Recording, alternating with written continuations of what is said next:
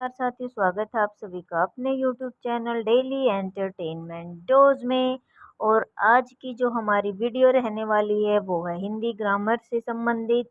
और आज का जो हमारा टॉपिक रहेगा वो ही बहुत ही इम्पोर्टेंट है, जिसे समझने में कई कई लोगों को बहुत दिक्कत आती है। आज मैं उसे बहुत ही सरल तरीके से समझाऊंगी और बताऊंगी कि वह क्या होता है। तो वो है हमारा जो टॉपिक रहेगा वो है पदबंध।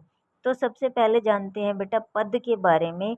वाक्य से अलग रहने पर शब्द और वाक्य में प्रयुक्त हो जाने पर शब्द पद कहलाते हैं। दूसरे शब्दों में शब्द जो होते हैं वो बेटा विभक्ति रहित होते हैं और पद जो होते हैं विभक्ति सहित होते हैं। अब हम जानते हैं पदबंध की परिभाषा। जब दो या अधिक शब्द पद निहित नियत क्रम और निश्चित अर्थ में किसी पद का कार्य करते हैं उसे हम पदबंध कहते हैं। दूसरे शब्दों में हम इसे ये भी कह सकते हैं कि कई पदों के योग से बने वाक्यांशों को जो एक ही पद का काम करता है उसे पदबंध कहते हैं। और यहाँ पर मैं एक परिभाषा और आपको बता रही हूँ जो कि है डॉक्टर हरदेव बाहरी की। उन्होंने बताया है कि वाक्य के उस भाग को जिसमें एक से अधिक पद परस्पर संबंध होकर अर्थ देते हैं किंतु पूरा अर्थ नहीं देते। ये बात ध्यान रखनी है आपने, अर्थ देते हैं लेकिन पूरा अर्थ नहीं देते, वे पदबंध या इसे वाक्यांश भी कहते हैं। जैसे सबसे तेज दौड़ने वाला छात्र जीत गया। दूसरा है यह लड़की अत्यंत सुशील और परिश्रमी है। तीसरा है नदी बहती जा रही है।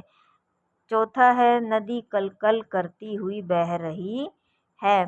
यहाँ पर बेटा पहले वाक्य में सबसे तेज दौड़ने वाला छात्र में 5 पद हैं किंतु वे मिलकर एक ही पद अर्थात संज्ञा का कार्य कर रहे हैं। दूसरे वाक्य में बेटा अत्यंत सुशील और परिश्रमी में 4 पद हैं किंतु वे मिलकर एक ही पद अर्थात विशेषण का कार्य कर रहे हैं। तीसरे पद में बेटा बहती चली जा रही है में 5 पद हैं किंतु मिलकर एक ही पद का कार्य कर रहे हैं, क्रिया का काम कर रहे हैं। चौथे वाक्य में बेटा कल कल करती हुई में 3 पद हैं किंतु वे मिलकर एक ही पद का कार्य कर रहे हैं।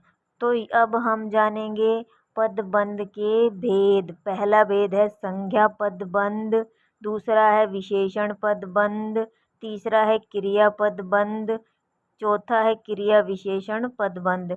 अब सबसे पहले पहला जानते हैं जो कि संज्ञा पदबंध है। जब किसी वाक्य में पद समूह या पदबंध संज्ञा का भाव नियत क्रम और नियत निश्चित अर्थ में प्रकट करे तब वे संज्ञा पदबंध कहलाते हैं।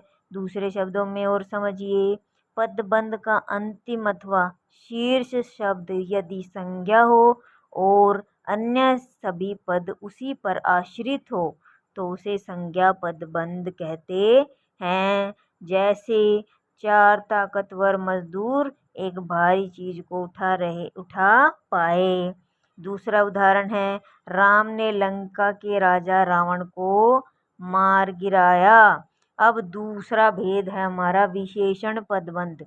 जब किसी वाक्य में पदबंध किसी संज्ञा की विशेषता नियत क्रम और निश्चित अर्थ से बताए तब वे विशेषण पदबंध कहलाते हैं। दूसरे शब्दों में और समझिए इसको, पदबंध का शीर्ष अथवा अंतिम शब्द यदि विशेषण हो और अन्य सभी पद उसी पर आश्रित हो तो वह विशेषण पदबंध कहलाता है। जैसे तेज चलने वाली गाड़ियां प्राय देर से पहुंचती हैं। दूसरा उदाहरण देखिए, उस घर के कोने में बैठा हुआ आदमी जासूस है। तीसरा भेद देखिए बेटा, क्रिया पदबंध।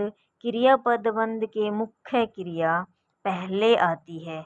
इसमें क्या होता है बेटा, क्रिया पदबंध में मुख्य क्रिया पहले आती है, उसके बाद अन्य क्रियाएं मिलकर एक समग्र इकाई बनाती हैं। यही क्रिया पदबंध कहलाता है। जैसे वह बाजार की ओर आया होगा, मुझे मोहन छत से दिखाई दे रहा है। चौथा भेद है क्रिया विशेषण पदबंध। यह पदबंध मूलतः क्रिया का विशेषण रूप होने के कारण प्राय क्रिया से पहले आता है। इसमें क्रिया विशेषण प्राय शीर्ष स्थान पर होता है, अन्य पद उस पर आश्रित होते हैं। इसे क्रिया विशेषण पदबंध कहते हैं। जैसे मैंने रमा को आधी रात तक प्रतीक्षा की। मैंने क्या किया? रमा की आधी रात तक प्रतीक्षा की। उसने सांप को पीट पीट कर मारा। ये था हमारा आज का टॉपिक, जो कि था पदबंध और इसकी परिभाषा, इसके भेद। आशा करती हूँ आपको समझ आया होगा। मैंने बहुत ही सरल तरीके से, बहुत ही कम समय में आपको समझाने की कोशिश करी है।